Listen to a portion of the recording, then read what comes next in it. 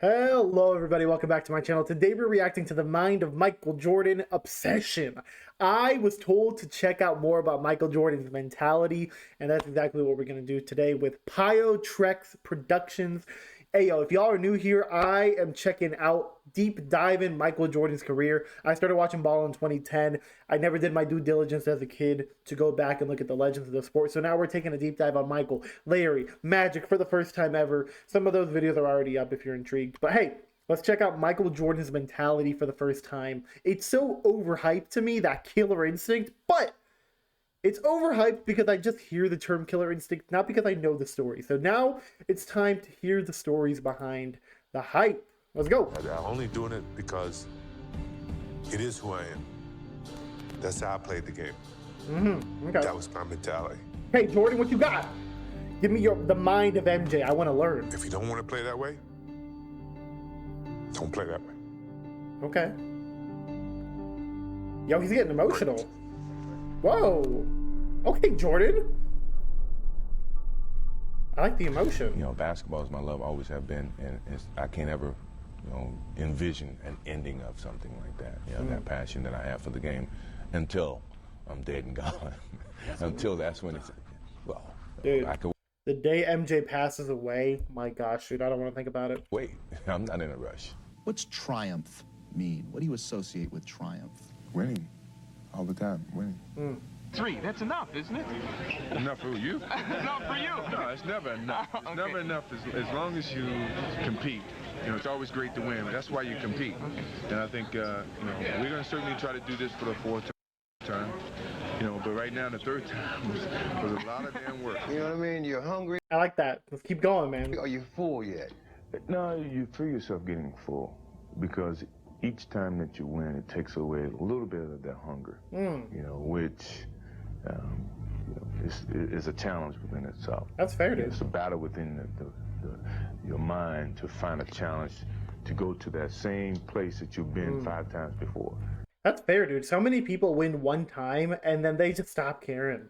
I've seen that so much in present day. Like 2020 to 2025, there's been 2019 to 2025, there's been a different champion every year because you just don't see that same killer instinct from the team who won the previous year. And that's hard. Or injury, I guess. When people say, well, the first one was the hardest, no. The last one's the hardest because you're battling with yourself. If I can really elaborate on why I said myself more so than another athlete, is that because a lot of times I had to battle with myself to keep challenging myself. That to me was why I would say that the biggest battle was myself, because when you get to a certain pinnacle, you got to find some ways to keep going out there for 82 games. Do you think you have a gambling problem at all? No, because I can stop gambling. I have a competition problem. A competitive problem. Now we can compete I love the honesty there. for $1, we can compete for $10 or whatever, but it's the matter of competing. It's So do you not compete based upon who can pay, how much they can pay? No, it's not the matter of who can pay. If you just say, let's play for $10. Yeah, if we play you don't have to Monopoly. pay me. It doesn't Okay, matter. okay. If you don't have Oh, to I pay would me. pay you though. You would not have that on me. You would not be saying I didn't pay you. But Okay? I mean, it was just a matter of the competition that I enjoyed. And Let me ask you this. Kevin used to take practices and put me in the starting 5. And he'd make it a competitive thing where the losing team have to run. So now I'm on the winning team, and halfway in the game, halfway in the situation, he would switch me to the losing team. Oh. So I take that as a competitive thing by you trying to test me. And by 9 times out of 10, the second team would come back and win no matter what he did.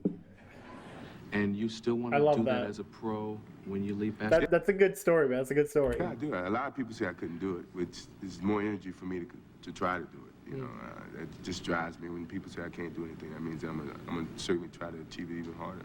My competitive drive is far greater than anyone else that I've met. I think that I thrive on that. I think that's my biggest motivation in life, is to compete, find different competitions in certain things in life and try to overcome that, be it positive or negative. But I have yet to meet someone who is as competitive as me, and I just feel that much confident about my competitive drive. I just think that I have the habits of working hard. I always been taught that to reach a goal that in life that you want, you have to work hard to get to it. And so far, I just, have that in mind. Determination, what your motives are, what your ambitions were from the beginning. You know, it's been a lot of soul searching in terms of it's easy to sit back and say, well, I've given my best. You know, I'm tired. You know, somebody else got to do it or whatever. I didn't take that approach. I thought positively and said whatever I could do, every little inch of energy that I have, I'm going to try to provide for this team. I mean, if you give up, then they give up. You know, so I didn't want to give up.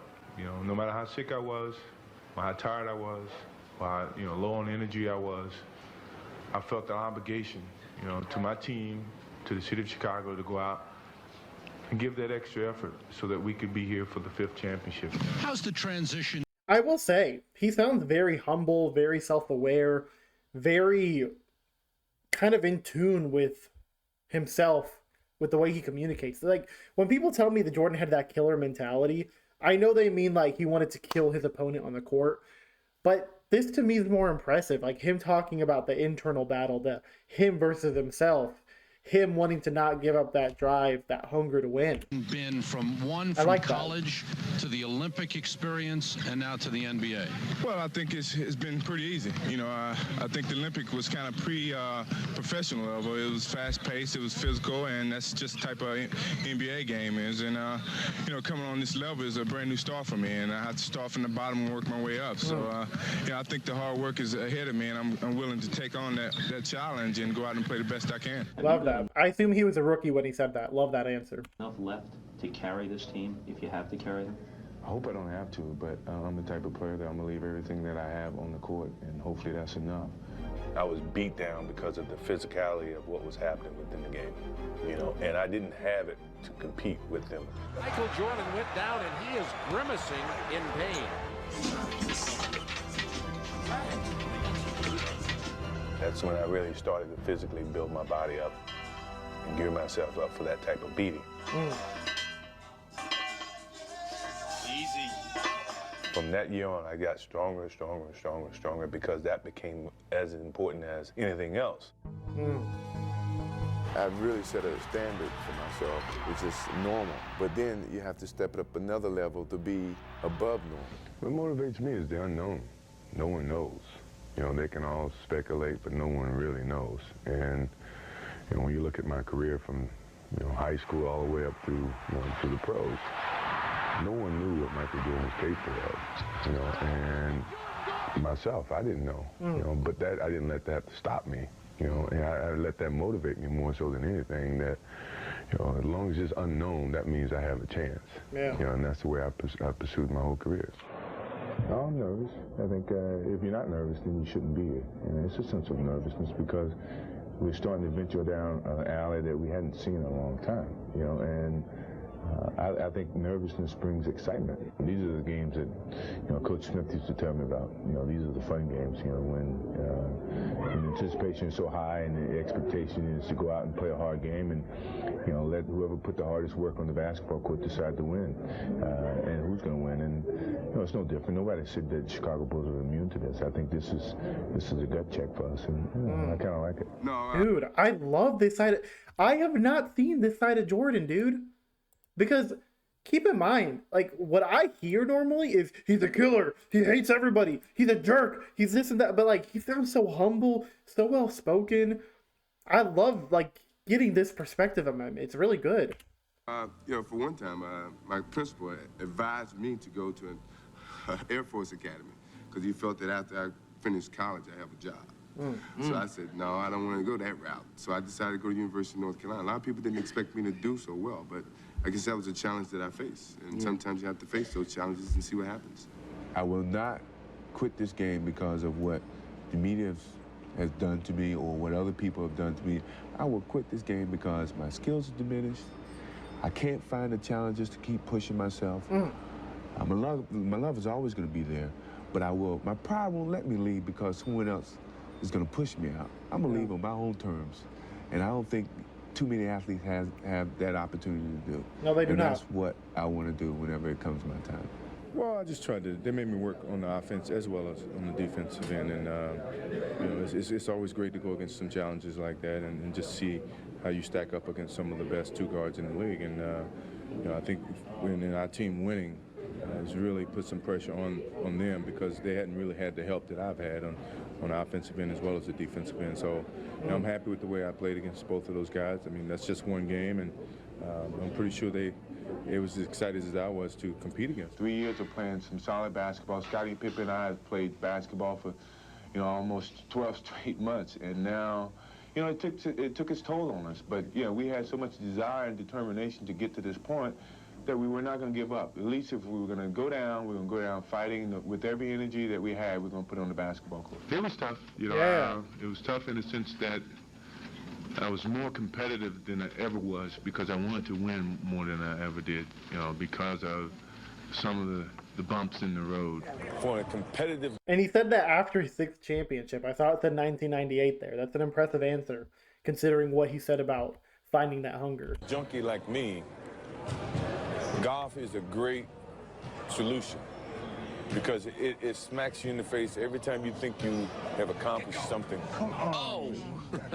That to me is taking over a lot of that energy and that competitiveness for basketball. Do you think sometimes that the way you play could shorten your career because you play so hard, you're the nucleus of the success in Chicago?